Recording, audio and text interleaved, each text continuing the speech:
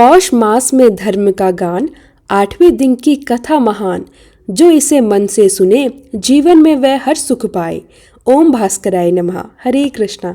राधे राधे। आप सभी का दिन शुभ और मंगलमय हो। इससे पहले के सभी अध्याय सुनने के लिए आप सभी का दिल से धन्यवाद। आज की कथा हमें जीवन के इससे सच्चे सुख और शांति की दिशा दिखाती है।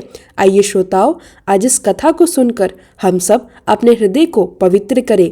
नारद जी ने पूछा, हरि के अंश से उत्पन्न हुए हे महाभाग नारायण, आपकी कृपा से मैंने गणेश जी का सारा शुभ चरित्र सुन लिया, किंतु हे ब्राह्मण, भगवान विष्णु ने उस बालक के धड़ पर गजराज के 2 दांतों वाले मुख को जोड़ा था। फिर वह शिशु एक दंत कैसे हो गया? उसका दूसरा दांत कहाँ चला गया? वह प्रसंग भी कृपया करके मुझे बताइए, क्योंकि आप सर्वेश्वर, सर्वज्ञ, कृपालु और भक्तवत्सल हैं। नारायण ने उत्तर दिया, नारद, एक दंत का चरित्र संपूर्ण मंगलों का मंगल करने वाला है। मैं उस प्राचीन इतिहास का वर्णन करता हूँ, सुनो। मुने, एक समय की बात है, राजा कार्तवीर्य अर्जुन दंतात्रेय जी द्वारा दिए गए मंत्र का भक्ति पूर्वक जप करने लगे। मुनिवर जमदग्नि ने देखा कि राजा का कंठ और तालु सूख गए हैं। तब उन्होंने प्रेम और आदर से कोमलवाड़ी में राजा का कुशल समाचार पूछा। राजा ने बड़ी ही विनम्रता और उतावली के साथ सूर्य के समान तेजस्वी मुनि को प्रणाम किया।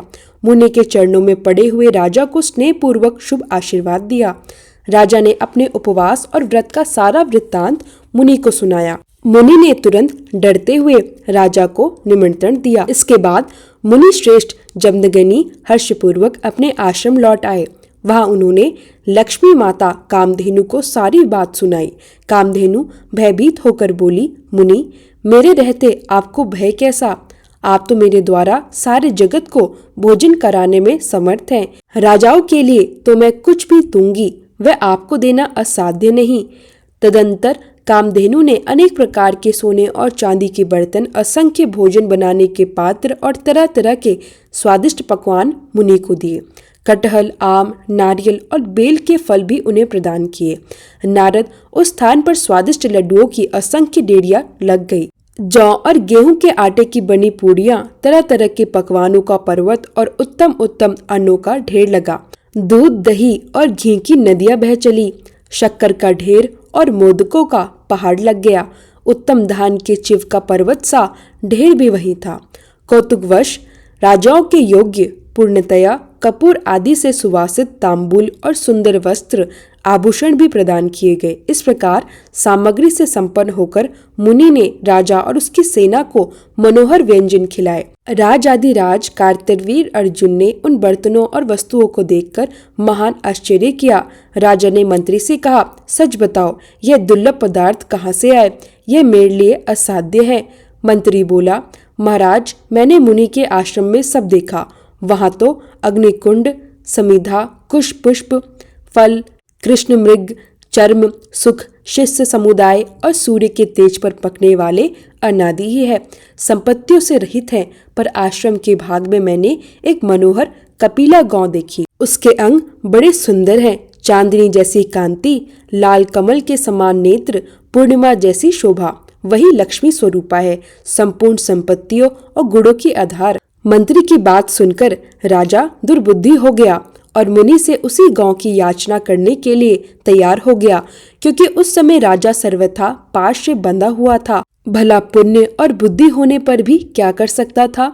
संत लोग बताते हैं, जगत का धारण और पोषण करने वाली बुद्धि, दयानी माया, प्रत्येक जन्म में सेवा करने वाले भक्त को संतुष्टि देती है। माया से विमुक्त होकर ही भक्ति और पुण्य का फल प्रदान करता है।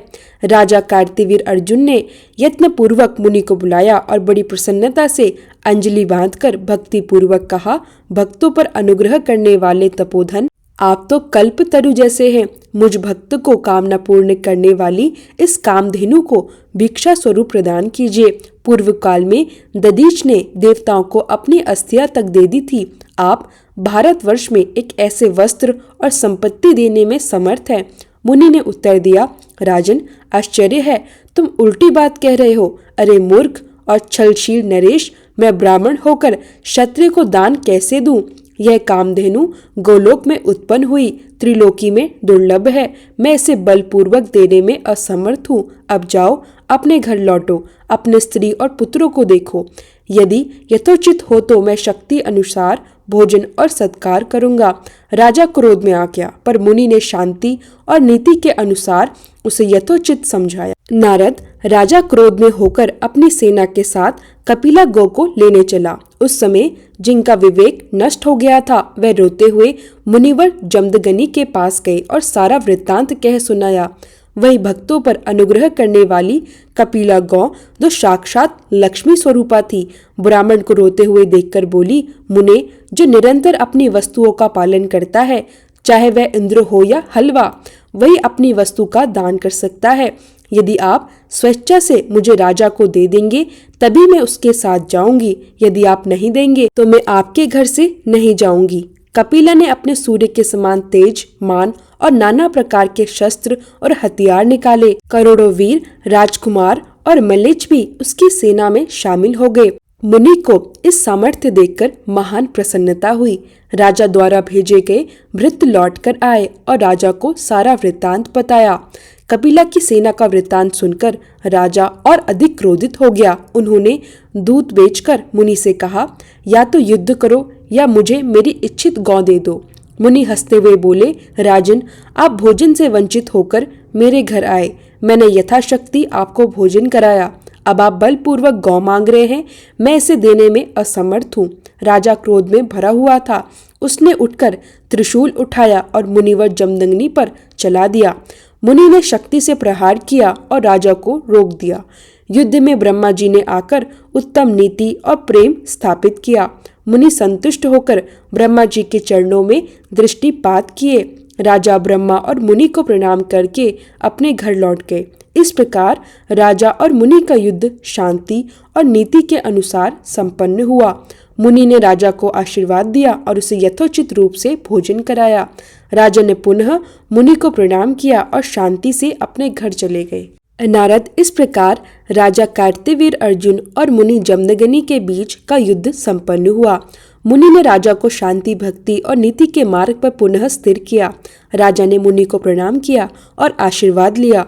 मुनि ने राजा को शुभ आशीर्वाद देते हुए कहा, राजन, अब तुम्हें अपने घर लौट जाना चाहिए। धर्म और भक्ति के मार्ग पर स्थिर रहकर ही सभी संपत्तियां स्थिर और सुरक्षित रहती है। भक्तों पर कृपा करने वाले तपोधन के यहाँ आकर तुमने जो अनुभव किया वह नीति और भक्ति का सार है। नारायण ने कहा, नारद, राजा ने युद्ध और परीक्षा के माध्यम से धर्म, भक्ति और संयम सीखा। सत्य, नीति और भक्ति का पालन करने से जीवन में सुख, शांति और संपूर्णता आती है। अब अगला अध्याय तुम्हें और भी महत्वपूर्ण प्रसंग बताएगा। इस प्रकार नारद जी ने 8वें दिन की कथा से जीवन की सही दिशा, भक्ति और नीति का महत्व जाना। सभी श्रोताओं को यह कथा मनन और ध्यान करने योग्य है। जो इसे मन से सुने वह अपने जीवन में हर सुख, समृद्धि और शांति प्राप्त कर सकता है। ओम भास्कराय नमः। इस अध्याय से हम समझते हैं कि धैर्य, भक्ति और सच्चाई के मार्ग पर चलना ही जीवन का परम लक्ष्य है। अब सुनिए सूर्य देव की चालीसा। श्री रवि हरत हो घोर तम, अगिर्त किरण पसारी, वंदन करु तब चरणन में, अर्घ देऊं जलधारी। सकल सृष्टि के स्वामी हो, सचराचर के नाथ, निस्तन होत तुमसे ही, होवत संध्या प्रभात। जय भगवान सूर्य तमहारी, जय खगेश दिनकर शुभकारी।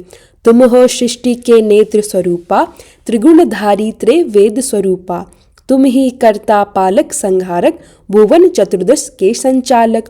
सुंदर बदन चतुर्भुजधारी, रशीम रथी तुम गगन विहारी। चक्र शंख अरुश्वेत कमलधर, वर मुद्रा सोहित चोटेकर। शीश मुकुट कुंडल गलमाला, चारु तिलक तब भाल विशाला। सप्त अश्वरथ अतिग्रतगामी, अरुण साथी गति अविरामी। रक्त वरुण आभूषण धारक, अति प्रिय तोहे लाल पदारत। सर्वात्मा कहे तुम्हें ऋग्वेदा, मित्र कहे तुमको सब वेदा। पंचदेवों में पूजे जाते, मनवांछित फल साधक पाते। द्वादश नाम जाप उद्धारक, रोग शोक अरु कष्ट निवारक। माँ कुंती तब ध्यान लगायो, दानवीर सुत कर्ण सो पायो। राजा युधिष्ठिर तब जस गायो, अक्षय पात्र वो वन में पायो। शस्त्र त्याग अर्जुन अकुरायो, बन आदित्य हृदय से पायो। विद्यांचल तब मार्ग में आयो, हाहाकार तिमिर से छायो। मुनि अगस्त्य गिरि गर्व मिटायो, निज तप बल से विधि नवायो। मुनि अगस्त्य तब महिमा गाई, सुमिर भय विजयी रघुराई। तोहे विरोग मधुर फल जाना, मुख में लीनी तोहे हनुमाना। तब नंदन शनिदेव कहावे, पवन के सुत शनि तीर मिटावे। यज्ञ व्रत स्तुति तुम्हारी कीनी, भेंट शुक्ल यजुवेद की दीनी। सूर्यमुखी खरितर तब रूपा, कृष्ण सुदर्शन भानु स्वरूपा। नम्न तोहे ओमकार स्वरूपा, नम्न आत्मा अरुकाल स्वरूपा। दिंग दिंगत तब तेज प्रकाशे, उज्ज्वल रूप तुम्ही आकाशे। दश दिग्बाल करत तब सुमिरन, अंजलि नित्य करत है अर्पण। त्रिविध ताप हरता तुम भगवन, ज्ञान ज्योति करता तुम भगवन। सफल बनावे तब आराधना, गायत्री जप सरल है साधन। संध्या त्रिकाल करत जो कोई, पावे कृपा सदा तब वोही। चित्त शांति सूर्याष्टक देव, व्याधि अपाधि सब हर लेवे। अष्टदल कमल यंत्र शुभकारी, पूजा उपासन तब सुखकारी। माघ मास शुद्ध सप्तमी पावन, आरंभ हो तब शुभ व्रत पालन।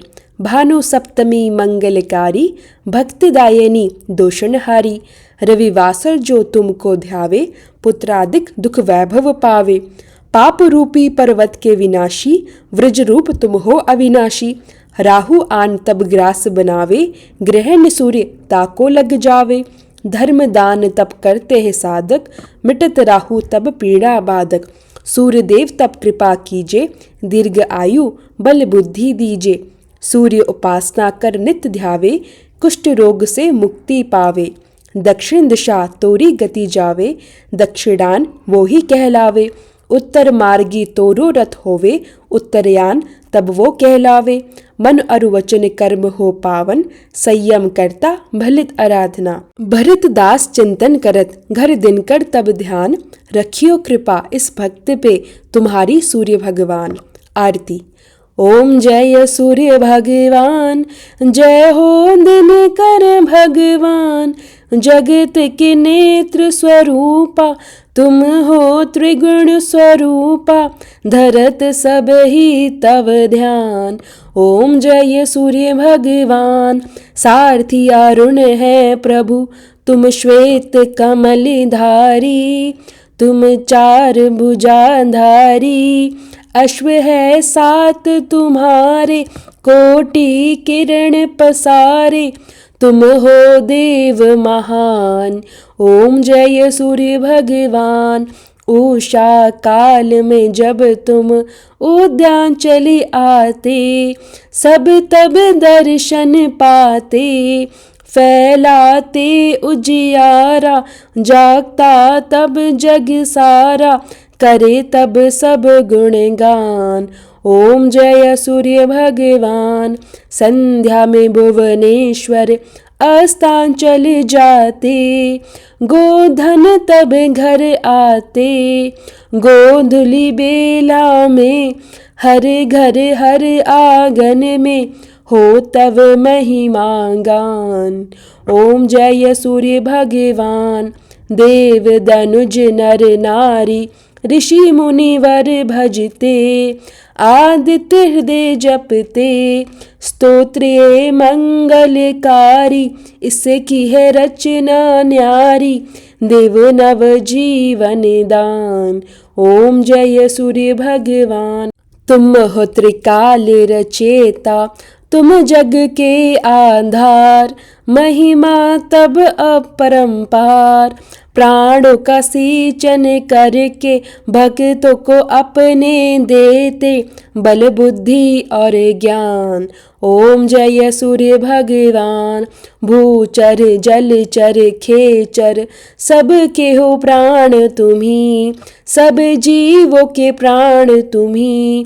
वेद पुराण बखाने, धर्म सभी तुम्हें माने। तुम ही सर्वशक्तिमान, ओम जय सूर्य भगवान। पूजन करती दिशाएं, पूजे दश दिक्पाल। तुम भुवनों के प्रतिपाल, ऋतुवे तुम्हारी दासी। तुम शाश्वत अविनाशी, शुभकारी अंशुमान। ओम जय सूर्य भगवान, ओम जय सूर्य भगवान। जय हो दिनकर भगवान, जगत के नेत्र स्वरूपा। तुम हो त्रिगुण स्वरूपा, धरत सब ही तव ध्यान। ओम जय सूर्य भगवान। प्रेम से बोलिए सूर्य भगवान की जय हो।